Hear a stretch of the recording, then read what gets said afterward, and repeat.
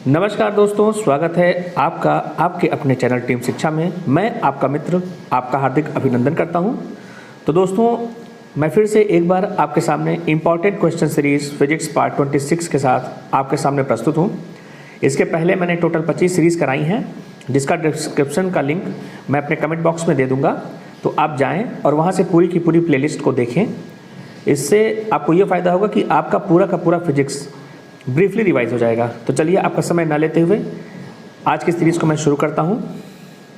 ये कुछ ऐसे क्वेश्चंस होते हैं जो क्वेश्चंस ऑफ द डे होते हैं, इनकी परिचर्चा मैं बाद में करूँगा। चलिए पहले प्रश्न से शुरू करते हैं। हाँ, ये रहा हमारा पहला प्रश्न। एक हाई टेंशन बिजली के तार पर बैठे पक्षी को करंट नहीं लगता है, क्यों? देखिए, आप जो है ऑप्शन से भी इसको देख सकते हैं। जैसे पहला लिखा है कि इनका प्रतिरोध उच्च होता है, ऐसा कुछ नहीं है। दूसरा है कि शरीर भू संपर्कित है। देखिए, ऐसा तो है नहीं कि इनके शरीर में हम अर्थिंग लगा देते हैं, ये रहते तो हवा में हैं, ये भी ऑप्शन नहीं होगा। तीसरा दिया है कि उनके पैर बिजली के सुचालक नहीं हैं। ठीक है, हाँ, यही आपका आंसर है कि उनके पैर बिजली के सुचालक नहीं हैं। और इसका कारण क्या है? क्योंकि इनके पैर मतलब कि जो इनकी कोशिकाएं होती हैं या जो इनके टिश्यू होते हैं उसमें नंबर ऑफ फ्री इलेक्ट्रॉन्स नहीं होते हैं। और जो हमारा कॉपर का वायर होता है वो इलेक्ट्रिक सर्किट के लिए एक अच्छा पाथ होता है, एक अच्छा रास्ता होता है, जिस वजह से तारों से तो बिजली निकल जाती है लेकिन इनके पैरों पर करंट नहीं लगता है। तो चलिए हम अगले प्रश्न पर चलते हैं। निम्नलिखित में से कौन सा घटती चालकता के क्रम में व्यवस्थित किया गया है? देखिए, इसमें आपको ये बताना है कि किसकी कंडक्टिविटी सबसे ज़्यादा है, फिर उससे कम, फिर उससे कम, फिर सबसे कम। तो मैंने आपको बताया था क्रोनोलॉजी। सबसे ज़्यादा आपका होता है चांदी का, वेरी गुड कंडक्टर होता है।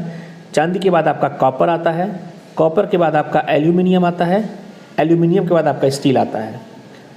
तो देखिए, जो चौथा ऑप्शन है वही आपका उत्तर होगा, ऑप्शन डी। तो चलिए मित्रों, अगले प्रश्न पर चलते हैं। यदि तांबे के तार की लंबाई उसकी 2 गुनी कर दी जाए तो उसका प्रतिरोध क्या होगा? देखिए, मैंने प्रीवियस वीडियो में आपको एक फॉर्मूला बताया था कि R is equal to rho L by A. जो हमारा रो होता है, रो को हम कहते हैं विशिष्ट प्रतिरोधकता, स्पेसिफिक रेसिस्टिविटी। ये हमारा होता है विशिष्ट प्रतिरोधकता। ठीक है, तो अब हम इस फॉर्मूले से ये देखते हैं कि रो मतलब R is proportional to L। तो अगर आप L को बढ़ाएंगे तो आपका रेजिस्टेंस भी बढ़ेगा, तो आपका रेजिस्टेंस 2 गुना हो जाएगा। तो हमारा ऑप्शन सी होगा। चलिए अगले प्रश्न पर चलते हैं। अति चालकता किस प्रकार का कंडक्टर होता है? तो देखिए, जो अति चालकता होता है या जो सुपर कंडक्टर होता है, ठीक है, इसको हम इंग्लिश में कहते हैं सुपर कंडक्टर। इसका जो रेजिस्टेंस होता है वो 0 होता है। ठीक है, तो इसका ऑप्शन होगा प्रतिरोध 0 होता है। इसीलिए इसमें से परफेक्टिवली इलेक्ट्रिसिटी फ्लो हो जाती है। जनरली क्या होता है कि जब हमारा करंट फ्लो होता है तो जो हमारे ठोस होते हैं, मतलब जो चालक होते हैं, उनके एटम्स में कुछ ना कुछ वाइब्रेशन होती है, जिसकी वजह से कुछ ना कुछ रेजिस्टेंस आ जाता है। लेकिन जो सुपर कंडक्टर होते हैं उसमें रेजिस्टेंस कम्प्लीटली 0 होता है, जिस वजह से ये सबसे परफेक्ट तरीके से इलेक्ट्रिसिटी का फ्लो करते हैं। तो इसका उत्तर होगा कि सुपर कंडक्टर वह कंडक्टर है जिसका प्रतिरोध 0 होता है। चलिए हम अगले प्रश्न पर चलते हैं। लंबी अवधि के उपयोग के बाद बल्ब के अंदर एक ग्रे रंग का धब्बा बन जाता है, यह इसलिए होता है क्योंकि? देखिए, आप लोगों ने देखा होगा कि ग्रे नहीं ध्यान दिया होगा तो काले रंग का, जैसे मान लीजिए कि ये मैं बना रहा हूँ बल्ब है, तो किसी एक कॉर्नर पे आपको लगता होगा कि ये ब्लैक कलर का हो गया है या ग्रे कलर का हो गया है। ऐसा इसलिए होता है क्योंकि बल्ब के फिलामेंट में हम लोग टंगस्टन इस्तेमाल करते हैं, और जब काफ़ी समय तक बल्ब जलता है तो धीरे धीरे जो हमारा टंगस्टन होता है वो वेपराइज होने लगता है। लेकिन जो हमारे बल्ब का जो शीशे वाला हिस्सा होता है, जो गोल सा होता है, वो उस वेपर को बाहर नहीं निकलने देता है, जिस वजह से वो वेपर उसी बल्ब के अंदर इकट्ठा हो जाता है और वो ग्रे कलर का दिखाई देता है। तो देखिए, पहला ऑप्शन क्या कह रहा है? टंगस्टन फिलामेंट वाष्पित होता है और एकत्रित हो जाता है, तो यही हमारा ऑप्शन होगा। चलिए हम अगले प्रश्न पर चलते हैं। इलेक्ट्रोस्टैटिक अवक्षेपक का इस्तेमाल किस प्रकार के प्रदूषण को नियंत्रित करने के लिए किया जाता है? देखिए वायु प्रदूषण को नियंत्रित करने के लिए किया जाता है। देखिए इसमें एक्चुअली होता यह है कि हमारे पास जो प्रोसेस्ड मटेरियल होता है, इंडस्ट्रियल प्रोसेस्ड मटेरियल जो होता है, उसमें हम इलेक्ट्रोस्टैटिक पार्टिसिपेशंस प्रयोग करते हैं और जो हमारी गैसें होती हैं उनके अंदर जो डिफरेंट पार्टिकल्स होते हैं उनको हटाने के लिए हम प्रयोग करते हैं। तो इलेक्ट्रोस्टैटिक अवक्षेपक या कह लीजिए आपकी इलेक्ट्रोस्टैटिक प्रेसिपिटेशन का इस्तेमाल हम वायु प्रदूषण को कंट्रोल करने के लिए करते हैं। तो चलिए हम अगले प्रश्न पे चलते हैं। टेप रिकॉर्डर को निम्नलिखित में से किसके पास नहीं रखा जाना चाहिए? तो देखिए उसको चुंबक के पास नहीं रखा जाना चाहिए, क्योंकि अगर हम चुंबक के पास रखेंगे तो टेप रिकॉर्डर की मैग्नेटिक लाइंस डिस्टर्ब होती हैं, जिस वजह से रिकॉर्डिंग अच्छे से नहीं हो पाती है। तो चलिए अगले प्रश्न पे चलते हैं। इनमें से कौन सा ऊष्मा का सुचालक लेकिन बिजली का कुचालक है? देखिए ये अभ्रक जो होता है इसकी प्रॉपर्टी होती है, देखिए हम लोग अभ्रक के बने मटेरियल को इलेक्ट्रिक इंसुलेशन में इस्तेमाल करते हैं। तो ये जो होता है ये बिजली का तो कुचालक होता है, लेकिन ऊष्मा का बहुत अच्छा सुचालक होता है। देखिए ये इम्पॉर्टेंट प्रश्न है, इसलिए इसको आप लोग रट लीजिए।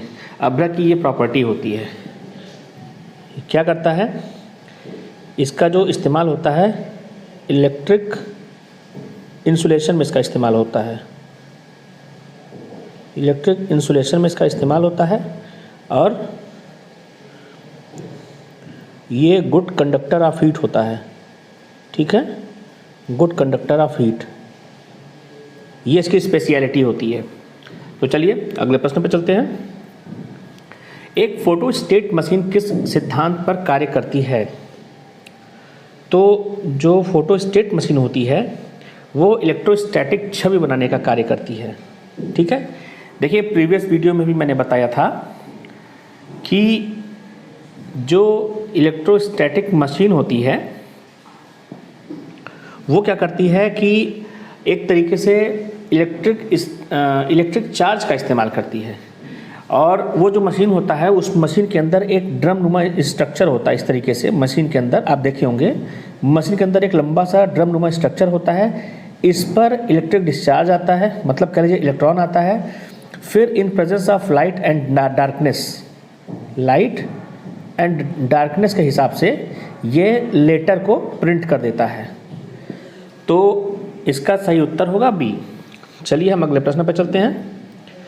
तड़ित किसके कारण होता है? देखिए तड़ित मतलब होता है बिजली। तो सबसे पहले आप ये जान लीजिए कि बिजली किस कारण से उत्पन्न होती है। तो इलेक्ट्रिक डिस्चार्ज, ठीक है, इलेक्ट्रिक डिस्चार्ज की वजह से बिजली उत्पन्न होती है, पहली चीज़। अब होता क्या है, देखिए हमारी जो अर्थ है वो हम मानते हैं वो पॉजिटिवली चार्ज है। ठीक है, पॉजिटिवली चार्ज है, और जो हमारे क्लाउड्स होते हैं वो हमारे निगेटिवली चार्ज होते हैं, इनमें निगेटिव चार्जेस होते हैं, निगेटिव चार्जेस।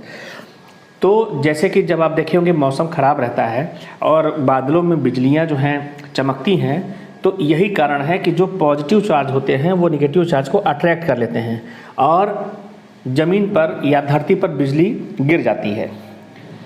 तो आप कह लीजिए इसका जो उत्तर होगा बिजली का निर्वहन, जिसको इंग्लिश में कहते हैं इलेक्ट्रिक डिस्चार्ज।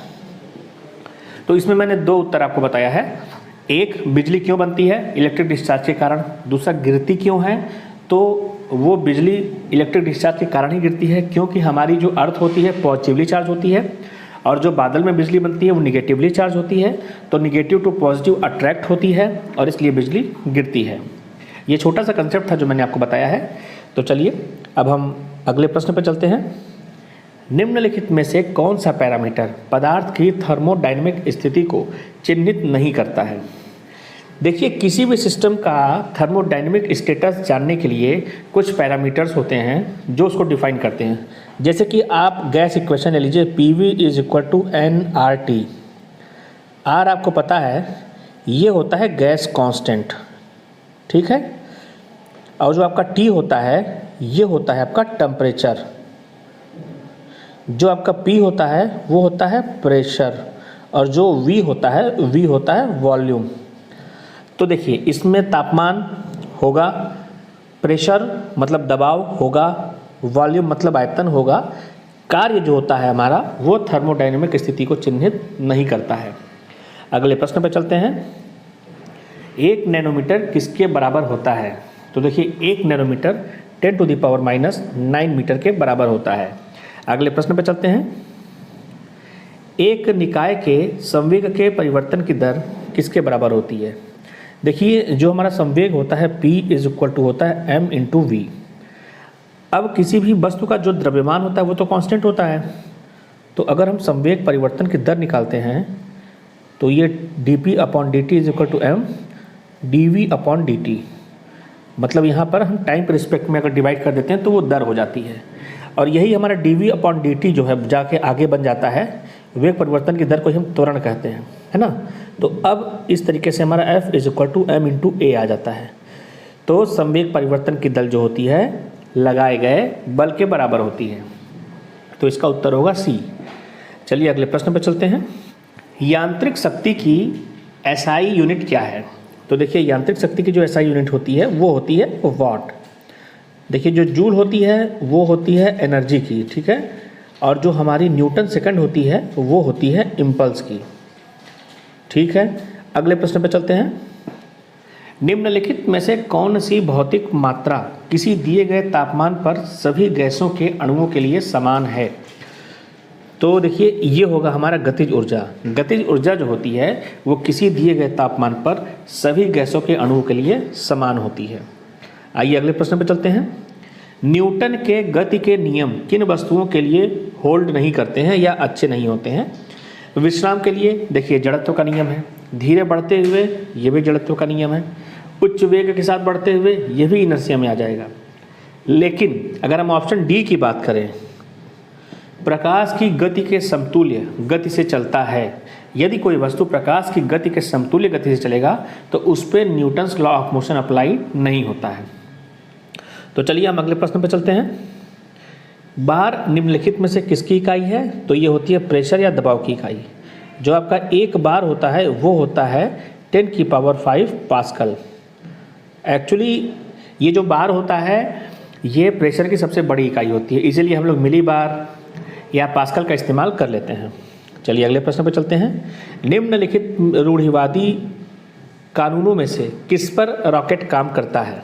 देखिए ये रॉकेट हमारा काम करता है लीनियर मोमेंटम पे काम करता है, लीनियर मोमेंटम, जिसको हम कहते हैं रेखीय संवेग। देखिए रॉकेट क्या करता है, जैसे अगर हम रॉकेट का एक रफ स्ट्रक्चर बनाएं, ये अगर हमारा रॉकेट है इसके अंदर फ्यूल भरा हुआ है, तो वो फ्यूल जब जलता है तो ढेर सारी गैसें पृथ्वी की तरफ आती हैं और फिर पृथ्वी जो है उसको उतने ही फोर्स से धक्का देती है और हमारा रॉकेट उड़ जाता है। तो ये हमारा लीनियर मोमेंटम पर आधारित होता है। अगले प्रश्न पर चलते हैं। यदि एक वर्षा की बूंद हवा के माध्यम से होकर गुजरती है तो क्या होता है? अब पहले आप ऑप्शंस को देख लीजिए। इसका वेग बढ़ जाता है, ठीक है, वेग बढ़ जाता है, ये आपका 20% सही है। इसका वेग कम होता चला जाता है, जी नहीं। इसका वेग कुछ समय के लिए बढ़ता है और फिर स्थिर हो जाता है, और अंतिम ऑप्शन है कि यह कुछ समय के लिए निरंतर गति के साथ गिरता है और फिर इसका वेग बढ़ जाता है। तो देखिए इसका जो उत्तर होगा वो होगा सी। किस लिए होगा कि जैसे वर्षा की बूंद जब गिरना शुरू करती है तो जब गिरती है तो लगातार उसका वेग बढ़ता है, और कब तक बढ़ता है? जब तक कि उसको क्रिटिकल वेलोसिटी नहीं मिल जाती है। क्रिटिकल वेलोसिटी, ठीक है, जिसको हम कहते हैं क्रांतिक वेग या जिसको हम कहते हैं अंतिम वेग। जब उसको क्रिटिकल वेलोसिटी मिल जाती है फिर वो उसी वेग से आगे बढ़ता रहता है। चलिए हम अगले प्रश्न पर चलते हैं। देखिए कह रहा है कि एक लड़का क्षैतिज रेखा के साथ विभिन्न प्रारंभिक कोणों पर समान गति के साथ समान आकार, आकृति और वजन के 4 पत्थर फेंकता है। यदि कोण 15 डिग्री, 30 डिग्री, 45 डिग्री और 60 डिग्री है तो किस कोण पर पत्थर अधिकतम क्षैतिज रूप से आच्छादित होगा? तो देखिए जो रेंज का फार्मूला होता है, जो रेंज का फार्मूला होता है देखिए वो होता है u² sin 2θ/g। और आपको पता है कि साइन की जो वैल्यू मैक्सिमम होती है वो 90 डिग्री पर होती है, ठीक है। तो अगर हमको थीटा को 90 करना है तो थीटा इज इक्वल टू, अगर हम यहाँ पर 45 रखेंगे तो साइन 2 थीटा हमारा हो जाएगा 90 डिग्री, मतलब हमारा हो जाएगा 1। तो इसका जो उत्तर होगा वो हो जाएगा सी। तो दोस्तों ये थी हमारी आज की श्रृंखला, और उम्मीद करते हैं कि आपको हमारी आज की श्रृंखला भी पसंद आई होगी। तो ठीक है, फिर इसी तरह एक अच्छी श्रृंखला के साथ मैं फिर आपके सामने प्रस्तुत होऊंगा। तो अगर आपको ये वीडियो पसंद आया हो तो इसको लाइक करें, सब्सक्राइब करें और शेयर करें।